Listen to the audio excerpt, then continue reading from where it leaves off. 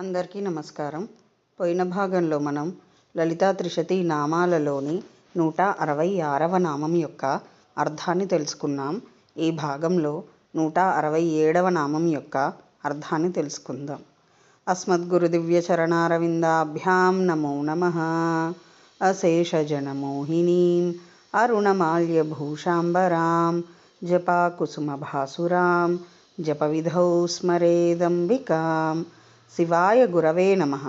శ్రీ గురు పదాంభుజములకు సభక్తికమైన ప్రణామాంజలి సమర్పణతో లలితా త్రిశతి నామ సంఖ్య 167.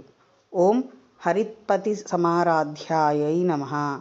హరిత్పతి సమారాధ్య, ఇది 8 అక్షరముల నామము.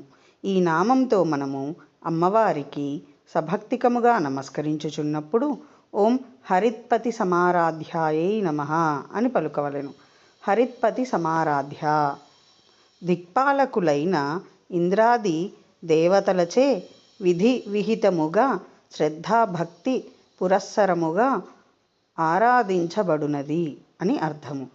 దిక్పాలకులైన ఇంద్రాది దేవతలచే విధి విహితముగా శ్రద్ధాభక్తి పురస్సరముగా ఆరాధింపబడునది. ఏలననగా దేవతలకు శత్రువులైన రాక్షసులను నాశనముందించింది పరాదేవత.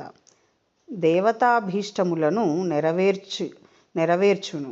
ఆ కారణము చేత పరమేశ్వరి జగన్మాత పరాశక్తి శ్రీ లలితా మహాత్రిపుర సుందరీదేవి హరిత్పతి సమారాధ్య అని ధ్యాతవ్యమగుచున్నది. ఓం ఐం హ్రీం శ్రీం హరిత్పతి సమారాధ్యాయై నమః.